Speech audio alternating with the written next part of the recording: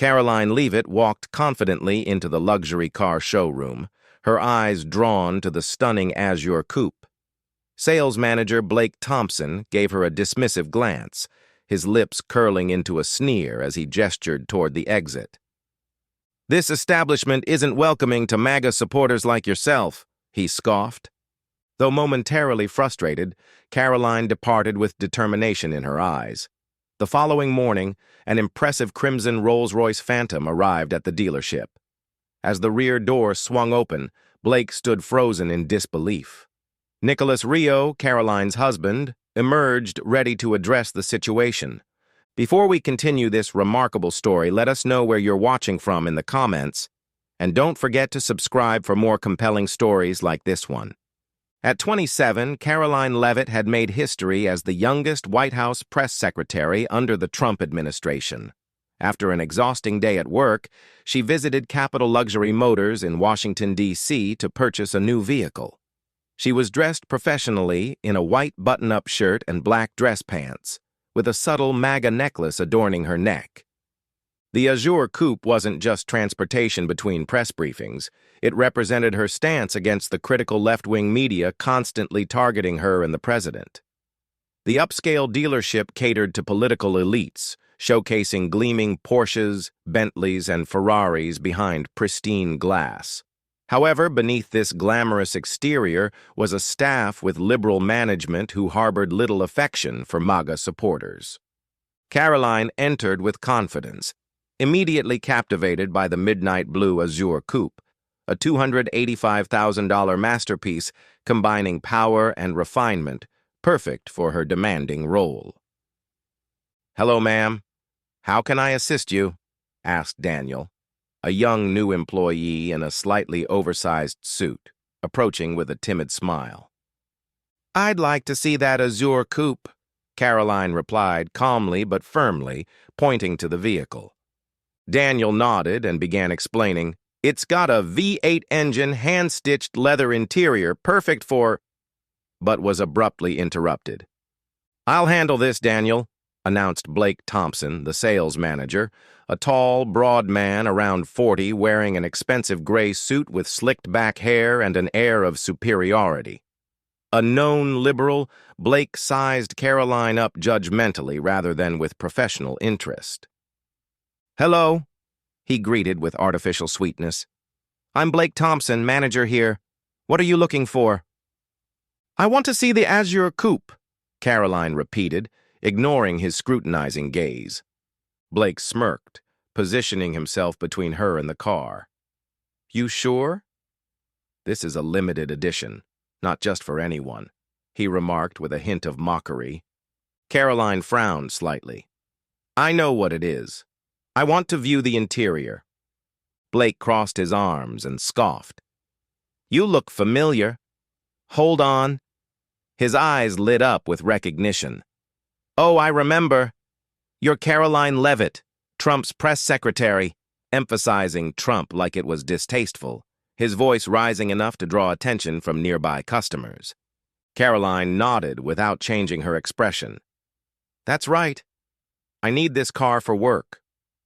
Blake laughed harshly, the sound echoing through the showroom. "Work? You mean rushing to press briefings to defend outdated policies?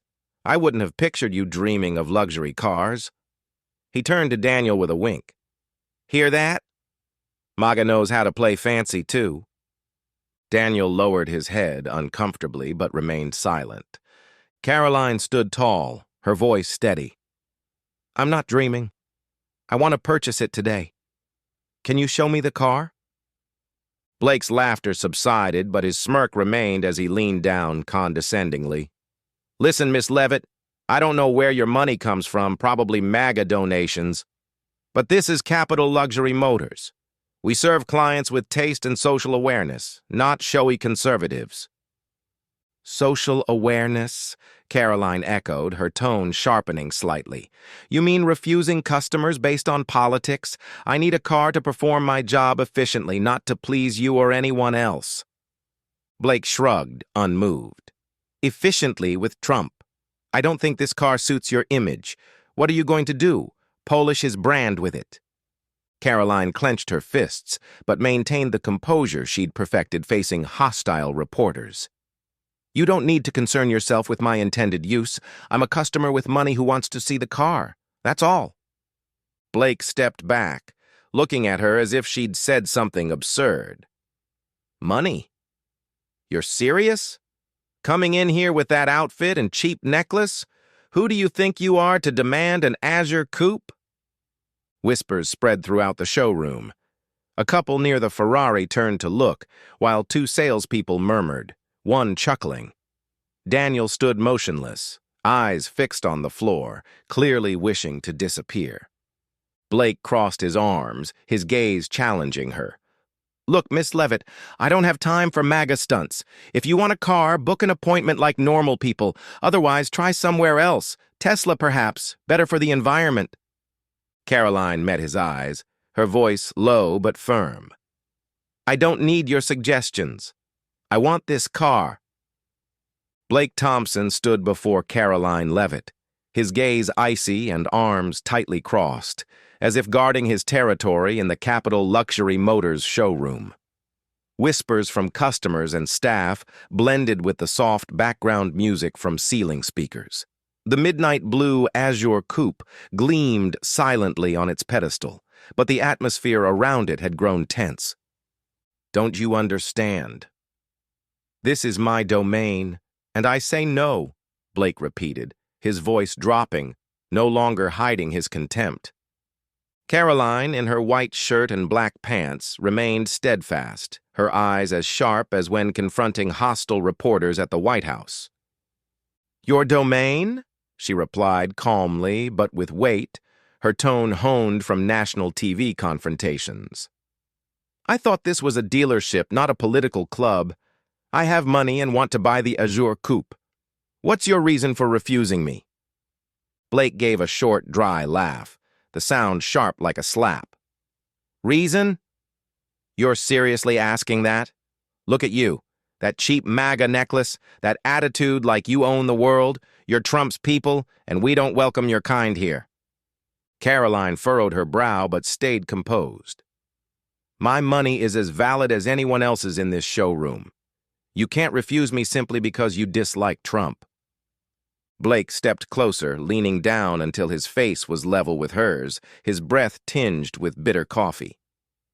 "Oh, I can, Miss Levitt. This is a private business. I decide who gets served, and I don't want dirty MAGA money tainting this establishment." The whispers grew louder. A middle-aged man in a blue suit near the Bentley murmured to his wife, "Who is she?" His wife replied, "Trump's press secretary. I've seen her on TV." Another salesperson with dyed blonde hair giggled, whispering to a colleague, "Blake's teaching her a lesson." Daniel, the young employee, stood a few steps away, clutching a brochure, his face flushed with embarrassment, but too afraid to intervene. Caroline took a deep breath, her voice hardening. "Dirty money? You're referring to what I earn representing millions of Americans.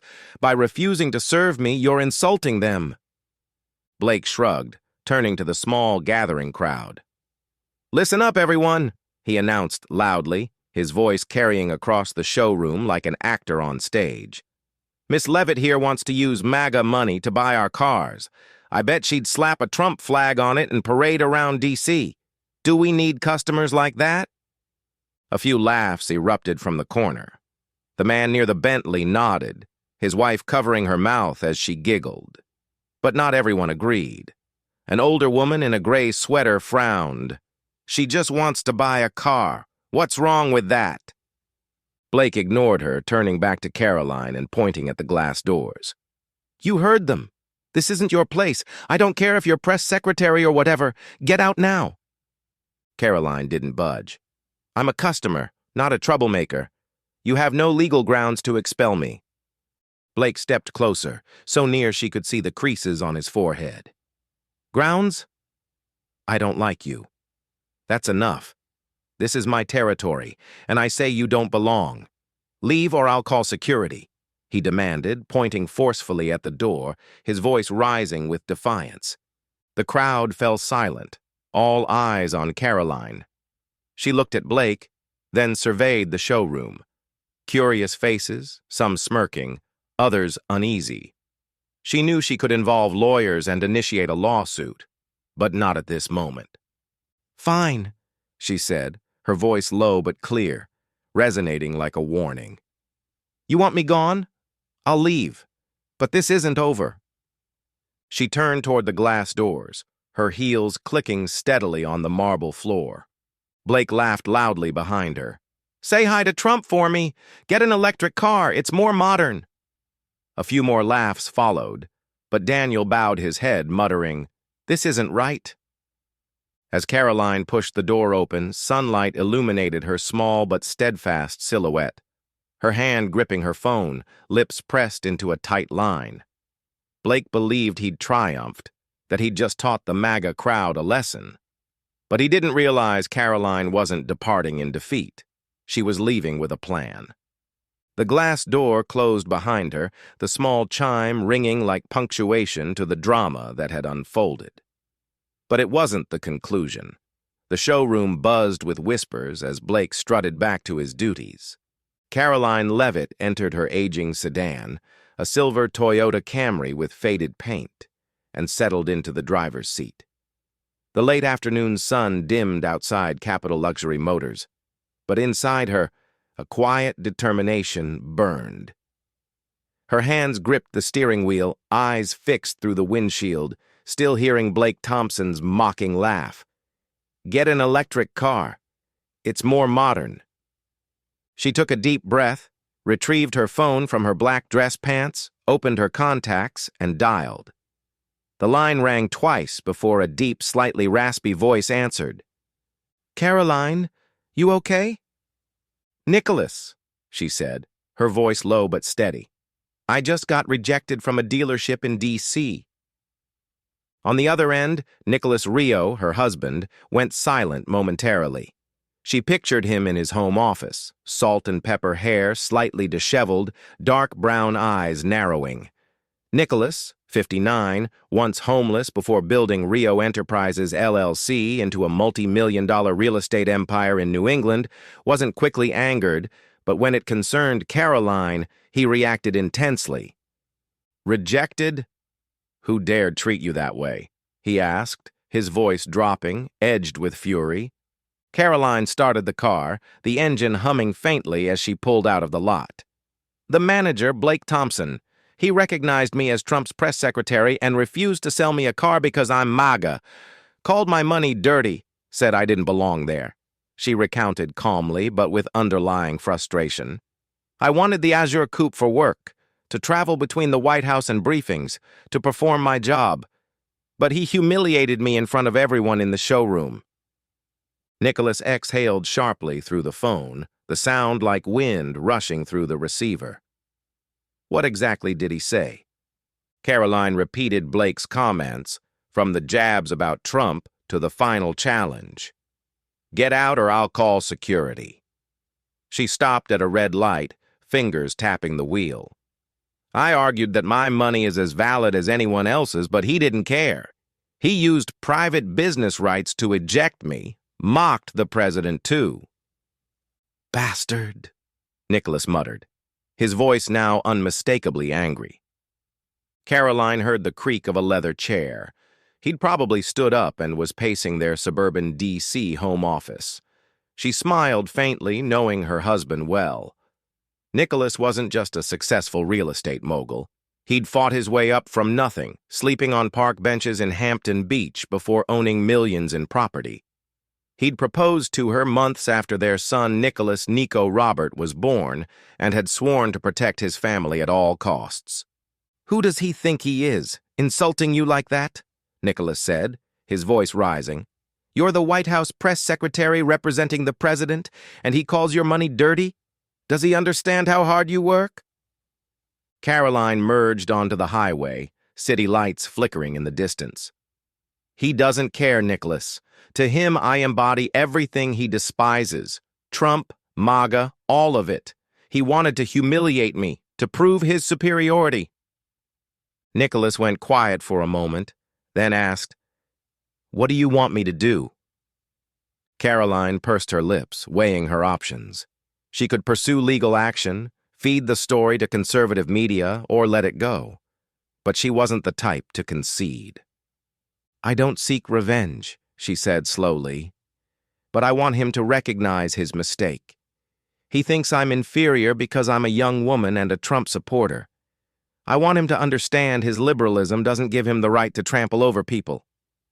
Nicholas chuckled, a low, meaningful sound. "All right, I know what to do." Caroline frowned. "What do you mean?" "Just head home," he replied firmly. "Tomorrow I'll visit there. He won't forget that day." Caroline heard him walking, perhaps to the garage where the Rolls-Royce Phantom worth $1.5 million, a deep red reminiscent of MAGA, awaited. "Nicholas, don't go overboard," she cautioned, though she knew he rarely heeded warnings when provoked. "Overboard?" he repeated, his tone tinged with mischief. "I just want to show him how wrong he was to mistreat my wife. You're Caroline Levitt. No one gets to disrespect you." Caroline let out a soft laugh, her first since leaving the dealership. "All right, but I want all the details later." "Don't worry," Nicholas assured her. "I'll tell you everything. Now go home. Nico is waiting for you." Caroline Levitt drove her old silver Toyota Camry home, its headlights sweeping across D.C.'s suburban streets. The faint engine hum mingled with thoughts about her conversation with Nicholas Rio. "Tomorrow I'll go there. He won't forget that day," he'd promised, his voice brimming with resolve. Caroline smiled faintly, her hand brushing the MAGA necklace. Though she still processed her emotions, Blake Thompson had humiliated her before the entire Capital Luxury Motors showroom, not just because she was Trump's press secretary, but because he believed she didn't belong. Nicholas intended to respond, and she knew he wasn't bluffing. She turned onto the road leading to their two-story suburban home, a discreet villa far less ostentatious than the multi-million-dollar properties Nicholas owned in New Hampshire. As she parked in the garage, the living room light glowed through the curtains. Inside, she found Nicholas sitting in a leather chair in their small office, whiskey glass in hand, eyes fixed on his phone. He wore a simple gray shirt, his salt and pepper hair slightly disheveled, evidence of a day working on Rio Enterprises, LLC. Scattered blueprints of real estate projects littered the desk, but he looked up immediately upon hearing her. "You're back," Nicholas said, rising. His deep brown eyes flashed with concern mixed with anger. Tall and broad at 59, he still possessed the rugged build from his struggling days in Hampton Beach. "Nico's asleep upstairs. Are you all right?" Caroline nodded, sinking into the sofa across from him. "I'm fine, but I'm still processing the dealership incident. Blake didn't just refuse to sell me a car, he wanted to humiliate me to demonstrate his liberal ideals were superior." Nicholas gripped his glass tighter, his knuckles whitening. "He thinks he's nobler than you simply because he opposes Trump." He set the glass on the table, his voice dropping. "I won't let this pass easily." Caroline tilted her head. "I told you I don't seek revenge. I want him to recognize his error, not be ruined." Nicholas chuckled, that familiar mischievous smile she'd known since his proposal in New Hampshire. "I'm not buying the dealership to fire him, though I could, but I'll ensure he remembers tomorrow." He moved toward the office door, gesturing for her to follow. "Come here. I'll show you what I'm using." Caroline stood, following him through the dim hallway to the spacious rear garage. The lights illuminated the Rolls-Royce Phantom, a $1.5 million masterpiece painted deep red reminiscent of the MAGA flag, with custom beige leather interior and gleaming chrome wheels. Nicholas patted the hood proudly. "I had it custom-made last year after Nico's birth. Tomorrow I'm driving it to Capital Luxury Motors. He'll see what he rejected isn't insignificant." Caroline examined the car, then her husband, a flicker of concern in her expression. "Nicholas, What are you planning? Don't turn this into a display of wealth. He shook his head, moving closer and placing a hand on her shoulder. Not a display. I'll purchase the azure coupe you wanted and let him know he was wrong to disrespect you. He believes you don't belong in his world. I'll show him we exist beyond his narrow bubble. Caroline pressed her lips together thoughtfully. But if you simply buy the car, he'll think he's won. That our money doesn't change his perspective. Nicholas smirked, a spark lighting his eyes. Not just the car. I'll invite him to a MAGA event, the Veterans Fundraiser Gala you're hosting next month. He'll have to confront the people he disdains, see their true worth. That's how I'll educate him, not with aggression. Caroline laughed, feeling lighter for the first time that day. You're more clever than I give you credit for. I have to be to keep pace with you, Nicholas replied, pulling her into his embrace. He lowered his voice.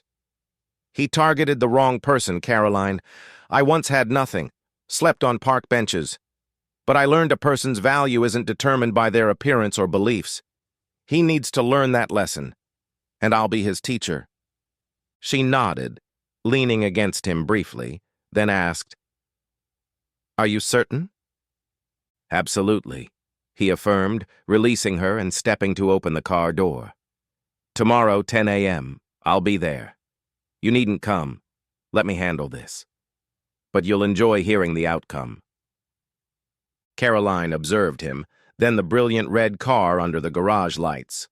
All right, I want complete details. Nicholas nodded, his smile returning. Brilliant morning sunlight bathed Washington, D.C., reflecting off the glass walls of Capitol Luxury Motors. A deep, powerful rumble echoed as the deep red Rolls-Royce Phantom, worth $1.5 million, rolled slowly toward the dealership entrance. A small crowd gathered near the doors, some holding phones to record, whispering, What a car! Must be someone important. Inside the showroom, Blake Thompson stood beside the Bentley Continental, adjusting his gray tie while chatting with a wealthy client. Still smug from ejecting Caroline Levitt yesterday, he believed he'd taught the MAGA crowd a valuable lesson. The Rolls-Royce door opened and Nicholas Rio emerged. At 59, tall and commanding, he wore a tailored dark gray suit, his salt and pepper hair neat, his penetrating gaze that of a man who had built a real estate empire from nothing. The fiery red car behind him wasn't merely transportation. It was a statement echoing the MAGA flag he and Caroline cherished. Nicholas closed the door and strode through the dealership's glass entrance. The small chime rang, though it was drowned by the sudden hush inside. Blake turned, his smile freezing as he noticed Nicholas. Customers and staff stopped talking, eyes fixed on the man who had just entered. Daniel, the young employee, stood near reception, whispering to a colleague, "Who's that?"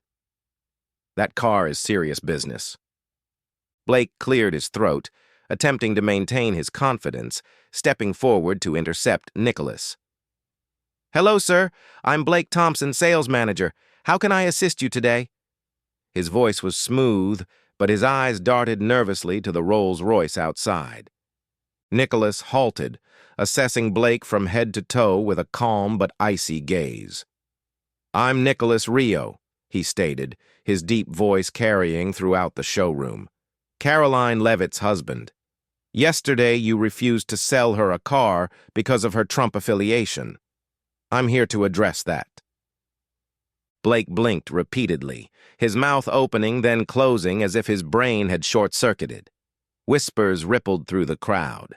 The man near the Bentley muttered, "The press secretary's husband," while his wife nodded. "Probably a genuine tycoon." Blake regained his composure, forcing a crooked smile. "Mr. Rio, I fear there's been a misunderstanding. We didn't refuse anyone, it was just—" Nicholas interrupted sharply. "Don't lie. You called her money dirty, said she didn't belong, and ejected her in front of everyone. I'm not here for excuses. I'm here to purchase the azure coupe she wanted. He pointed at the midnight blue car on the pedestal, his eyes never leaving Blake. Blake swallowed hard, his hand tightening on his tie. The azure coupe? Yes, of course we can. He paused, realizing he sounded too eager. But I must ask, are you serious about purchasing it today? It's a limited edition, not just for... Nicholas cut him off again, stepping closer and towering over Blake. I'm not asking your opinion. I said I want to buy it.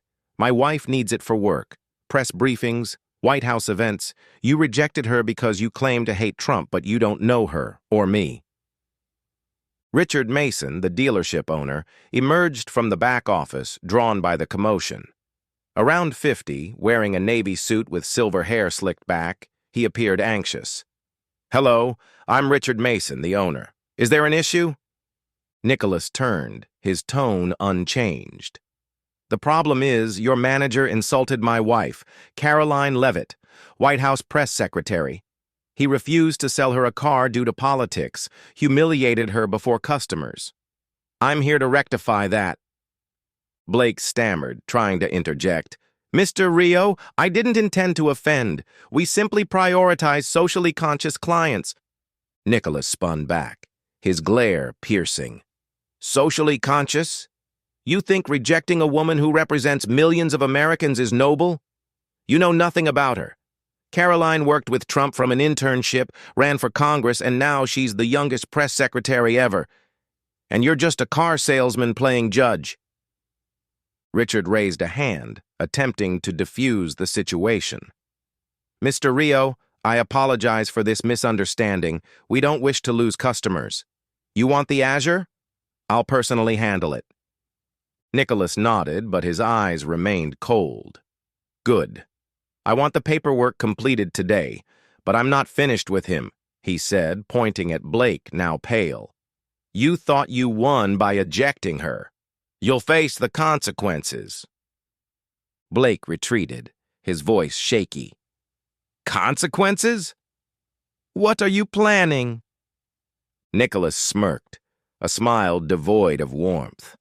I'm not destroying you, but you'll learn your liberalism doesn't entitle you to disrespect others. He turned to Richard. Prepare the car. I'll inform him what comes next. The Capitol Luxury Motors showroom fell silent except for Blake Thompson's uneven breathing permeating the luxurious space. Nicholas Rio stood tall in his gray suit, his penetrating gaze fixed on Blake, who had paled at the words, "You'll face the consequences." The deep red Rolls-Royce Phantom outside the glass doors still attracted stares from the crowd, but inside, all attention focused on the confrontation. Richard Mason, the owner, wiped sweat from his brow with his navy suit sleeve, struggling to maintain a steady voice. We'll process the azure immediately, Mr. Rio. I deeply regret yesterday's incident with Ms. Levitt. Nicholas nodded, eyes locked on Blake. Good. I want the paperwork finalized today. My wife needs the vehicle for work, press briefings, White House events. She hasn't time for petty ideological games. He approached the midnight blue azure coupe on the pedestal, ran his hand along its hood, then turned back to Blake. But I'm not merely here to purchase a car. You insulted her, and I won't easily dismiss that. Richard intervened, raising his hand. Mr. Rio, I assure you this won't recur. Blake was simply... Nicholas interrupted, facing him. Don't defend him. He called her money dirty, ejected her like a troublemaker. I once had nothing, slept on park benches, but never judged people for their beliefs. He did. Blake took another step back, his eyes darting between Nicholas and Richard, but still attempted defiance. I have the right to select customers. Nicholas released a dry laugh that reverberated through the showroom. Your right ends when you use it to humiliate others. You believe you're superior because you're progressive? You know nothing about her. From Trump intern to congressional candidate, now the youngest press secretary ever. And you, a car salesman who presumes to determine who's worthy? The crowd was completely silent. Daniel, the young employee near the desk, wide-eyed, whispered to a colleague, "He's right." Blake flushed, his voice trembling. "You don't understand. We don't want MAGA connections." Nicholas cut him off again, his stare penetrating. "Don't want? Then why are you still here when I arrive in a Rolls Royce? You think I lack social consciousness because I can afford your cars?" He gestured outside where the red masterpiece gleamed in the sunlight. "I built Rio Enterprises from nothing. Own property throughout New England. My wife and I needn't prove anything to you, but you'll learn a valuable lesson today." Richard hurried forward, pleading. "Mr. Rio, I apologize on Blake's behalf. We'll offer the Azure at the best price, no additional fees." Nicholas raised his hand, stopping him. "I'll purchase it not to please him, but because Caroline requires it. Where's the paperwork?" Richard nodded rapidly, gesturing to Daniel. "Get the documents." Daniel rushed off, while Blake remained immobile, hands clenched, uncertain what to do. Nicholas turned back to Blake, his voice low but authoritative. "I could acquire this dealership and terminate your employment today, but I won't. Instead, you'll attend the Veterans Fundraiser Gala Caroline is hosting next month. You'll volunteer, meet the people you despise, witness their true worth. That's how you'll learn respect." Blake blinked, stammering. "Volunteer? I don't—" "You will," Nicholas interrupted, his tone brooking no argument. "Or I'll ensure no customer wishes to deal with you again. Your choice." Blake fell silent, his face ashen, eyes lowered to the floor. Richard interjected, "Blake will comply, I guarantee it." He called, "Daniel, where are those papers?"